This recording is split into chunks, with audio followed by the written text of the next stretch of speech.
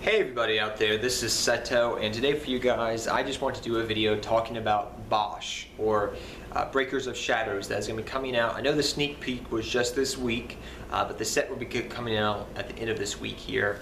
And I just want to talk about my thoughts on BOSH just in general. Prices and all these interesting facts and whatnot, and factoids I guess you could say. And just talking about you also as well what my plans are for Breakers of Shadows coming out. So pretty much everybody, I feel like, is in agreement that Breakers of Shadows is a very good set. And I will completely agree with that. Granted, however, the cards that are considered the cream of the crop all are secrets except Twin Twister, some of the Draco Slayers, things of this nature. Granted, there are great cards that are common and super in this set, and ulti. Granted, we get the new Buster Blader support, which is awesome. They can beat dragons. It's kind of scary when you play in blue eyes and red eyes and you see a Buster Blader on the board. You're like, ooh, that's not cool, man. That's not cool. Yeah, literally, that's what you do with your head. You're like, that's not cool. But yes, there's a lot of cool other stuff out there. But I personally feel like, as I've been looking at the set, looking at the rarities and everything, that the main cards that everybody and their brother wants, besides Twin Twister, some of the Draco rival stuff and whatnot, is all secret and is going to be very expensive, and it is very expensive as of right now for pre-release and whatnot. Infinity, Traptrix Dianera, the Magician Pendulum, Solemn Notice. These are very expensive cards, and a lot of people feel like they need to dish out the money to play these cards in real life for tournaments and whatnot. Personally, I feel that you don't have to do that as a player. That is what I plan to do for Breakers of Shadows, is just buy the cards I really need. If a deal comes my way, or I find a deal online where somebody's just selling stuff for cheap, yeah, I'll pick it up. But you shouldn't be going to spend $400 on this set just to play in the meta. Be patient, wait. We don't know when the next ban list is going to come out, guys. We have no idea. It could come out, I'm going to take a wild guess and say it's going to come out in February sometime. And probably late February. And don't listen to those people that say they never hit cards when they come out. That's a lie. There's been countless times in Yu-Gi-Oh's history where a set will come out and about a couple of weeks later they hit a lot of those cards out of their set. Remember Lord of the Tachyon Galaxy? Shall we not forget? People swore up and down. People swore, I'm not lying, that Spellbook of Judgment was not going to get hit at all because it was a new card coming out of the set that came out 2 months prior. What did Konami do? They straight up banned it. What did they do to the Dragon Rulers? They played around with the ratios and hit those as well, even though people said they won't hit it because it's a new set. Pepe is kind of like Lord of Tachyon Galaxy and Phantom Shadows of Darkness and other sets that come before, where it has the potential of cards getting hit. Now granted, I do feel like to some extent that some of the cards in the set will get hit and other cards will get hit that did not come out of the set indirectly. What do I mean by this? Let's look at Cyber Dragon Infinity. Cyber Dragon Infinity is a great card. No doubt about it. I have to admit, it's a very good card. It's a big eye, that's a judgment, it's good, okay? But is Cyber Infinity really the problem, or is it Stellar Knight Ptolemaeus? Will Konami follow suit in the TCG what they did with the OCG? It's a possibility, yes, because they did that in the last ban list, right? They banned Construct, they banned some other cards, they hit other cards that we kind of were like scratching our heads saying, why? It's a very good likely possibility. And what will happen after Infinity gets hit? Granted, he will still be played in decks. You cannot deny that. But he'll be played in rank 5-esque decks, maybe with artifacts and Galaxy, like I want to play him in Cyber Dragons in general, which he's made for, technically. But then again, we know that how that worked with Mega Phantom Beast Dragosack too, right? So, just saying this, if Ptolemaeus gets hit, what's the price of Infinity after that? A lot less than it probably is going to be right now. Second thing is, Dianera is going to be a good staple card, and that's a card I'm looking out for. Other cards, Notice. Solemn Notice is such a good card. Everybody says you have to run it as a 3-of, a 3-of, a 3-of, a 3-of, and granted, I think in most decks you really need to run this card because it's a very good card, but is it worth the money to shell it out, the money? Is it really worth the money to put the money out on the table for a card that is just screaming at you to be hit in some way, shape, or fashion eventually? You know it's going to get hit.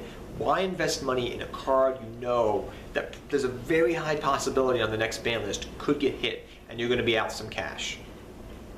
Just saying. So what I would suggest to many players out there is if that you have a buddy or a friend, and this is one of the good things about having friends in the game of Yu-Gi-Oh! And why it's always a good deal, a good thing to network in the game of Yu-Gi-Oh! Is if you're trying to find these expensive cards like Pendulum Wizard and whatnot, have a buddy in the game of Yu-Gi-Oh! You can talk to who has these cards, or you know you can borrow these cards if you're playing at locals that night, or you're going to go to regionals and they're not going. Ask them, hey, man, can I borrow some of your cards? Maybe you have one Solemn Judgment, a Solemn Notice or Scolding or whatever, and they have maybe another one you can just run 2 and maybe not run 3. Maybe you could just ask some buddies around. People in Yu-Gi-Oh! Are willing to help, and as long as you've helped them before in the past. So this is a good time of Yu-Gi-Oh! History, I would really say, not to just spend your money on expensive cards, but to have people to network with in the game of Yu-Gi-Oh! So you don't have to spend that money on those expensive cards. And that's what I'm talking about here for my thoughts on Breakers of Shadows. Don't go just spending the money on cards that have a very strong possibility to get hit. That just doesn't make sense to me personally. Personally, I'll spend my cards maybe on a Notice or 2, or Scolding as it's being called, I think. Notice, I forget what it's called exactly right now. Or I'll probably, not Scolding. Solemn Scolding is a different card altogether, but I think it's called Solemn. I forget what the new Notice has been changed to over here in the TCG off the top of my head. I forget. But pretty much what I'm trying to say is, guys, I plan to pick up a couple of these expensive cards, but I'm not going to go break the bank doing so. I'd rather save that money up for Blue Eyes White Dragon that's coming out in a couple of months. And it's not saying I don't have the money. I have the money. But do I really want to spend it on this, on pieces of paper? I mean, no. No. That's the one thing about the game of Yu-Gi-Oh! If you want to know, guys, a little something about me, do you know the most expensive thing, the most expensive price I've ever paid for a single Yu-Gi-Oh! Card? $40. $40 is my absolute top range that I'll buy a Yu-Gi-Oh! Card. And it's usually only if it's an exceed, an extra deck monster that I can splash in different decks. Like Infinity. But if Infinity is $100, hell no! I'm never going to spend $100 on a piece of cardboard just to play it, at locals or regionals. No, I'll just play anti-meta. Thank you very much. But those are just my thoughts, guys. Think. Use your brain before you pick up those cards. Think about it. Think about it also that in a couple of months, about 6 months, the Megatons of 2016 are most likely going to be coming out again. What's going to get reprinted in those Megatons? I said Megatons. These expensive cards, most likely. The Wizard, the Notice, the freaking Rafflesia, Infinity. These cards are going to probably get reprinted again in the 2016 Megaton in a couple of months. Or they're going to get hit way before that Megaton comes out, and you can pick them up for cheaper. Be patient. Exercise patience, people, before you spend your money, hard-earned money, on Yu-Gi-Oh! Cards. Think about it. Engage your mind. Not saying you shouldn't buy things out of Breakers of Shadows or even buy a box and try your luck at it.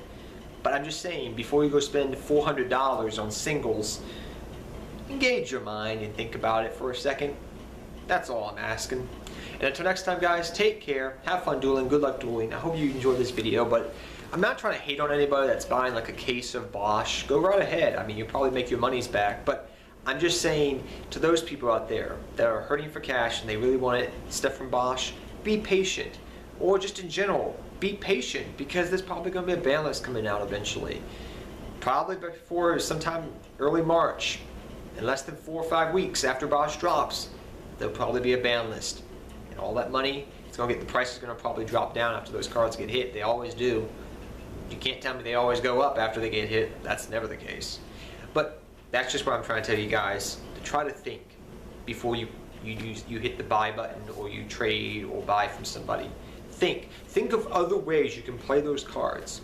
Also, don't forget, you can play online for a little bit this format and just still play your anti-meta decks or fun decks or whatever you want to play in real life. You don't have to go out and spend the expensive money for these cards. just to play the game of Yu-Gi-Oh! If you want to play the top of the meta, go to a YCS, just ask your buddies to buy their, if you can borrow their cards instead of buying the cards outright. Just telling you guys, that's the way it works. That's the way I always did it, and I don't know why it would change now in the game of Yu-Gi-Oh! And why it's not a good reason not to do it now. So, from my experience to you, that's what I'm just trying to say. Use your brain. Till next time, guys, take care. Have fun dueling. Good luck dueling, and I'll see all of you guys next time. Seto Kaiba, I'm out of here, guys. Good luck dueling to all of you, and good luck with your pools from BOSH.